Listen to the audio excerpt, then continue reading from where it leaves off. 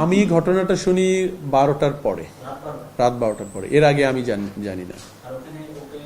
কিন্তু ওইখানে স্পটে যে শুনলাম ও বোধহয় ওখানে বোধহয় একটা ফুটবল খেলা কি হচ্ছিল, 7টার পরেই নাকি ওকে ধরেছে। ওকে প্রথমে নাকি দেখেছে ঘোরাঘুরি করে, মানে ওরা সন্দেহ হয়ে ধরেছে, আমি যেটা শুনেছি।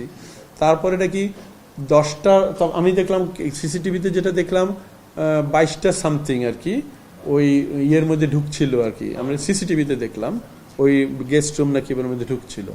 সো ইট ওয়াজ, বাট আমার কাছে মোবাইল টিম আমাকে অবহিত করে 12টার পরে, তখনই আমি ওদেরকে ওখানে যেতে বলি। থানায় নিয়েছে ওই যে মোবাইল টিম যাওয়ার পরে শিক্ষার্থীদের মধ্যে একটু ছিল, থানায় পাঠাবে না ওরা, ওদের হলে থানায় গেলে তো মামলা হবে, আমাদের জিনিসের কি হবে ইত্যাদি ইত্যাদি। প্রভোস্টের বক্তব্য হলো খুব পরিষ্কার যে সে আসন বরাদ্দ দিয়ে, আমি প্রভোস্টকে মাঝরাতেই ফোন করছি বাট তাকে রিচ করতে পারিনি।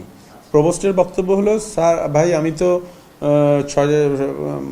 সারাদিন হলের আসন বরাদ্দ দিয়ে 7টার সময় বাসায় যেয়ে আমি ঘুমাই পড়ি। ঠিক আছে, আমি বলি আপনি থাকেন কোথায়? এই বাংলো। তো আপনি ঘুমাই পড়ছেন, আপনার দারোয়ান পিয়ন আছে, তারা আপনাকে ডাকতে পারতো। উনি আমার জানা মতে উনি রাতে আর আসেন নাই স্পটে, উনি সকালে, আমার মনে হলো আমি যাওয়ার পরে উনি আসছেন, আমি ওনাকে ডাকিয়ে এনেছি।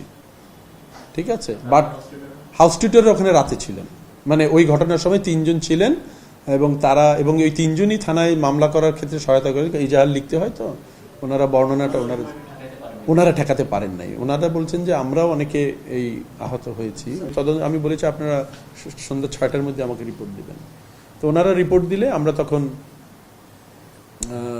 ওনারা হয়তো ম্যাক্সিমাম শাস্তি নিশ্চিত করতে পারবেন, আসন বাতিল, ওনারা বেশি পারবেন না। আমাদের কাছে রিপোর্ট আসে তখন আমরা যদি কোনো নাম পাই, আমি এখন জানি না কি পাবো, নাম পেলে আমরা প্রাথমিকভাবে যেটা করতে পারি, কি হবে আমি জানি না, বাট যেটা আমরা জানি হয় সাধারণত যে ওদের সাময়িকভাবে বহিষ্কার করা হয়, অতীতে আমরা দেখেছি।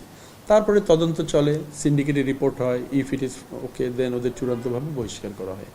এইটা হলো আমাদের প্রশাসনিক প্রক্রিয়া চলছে একদিকে, আর একটা হলো আইনি প্রক্রিয়া চলছে।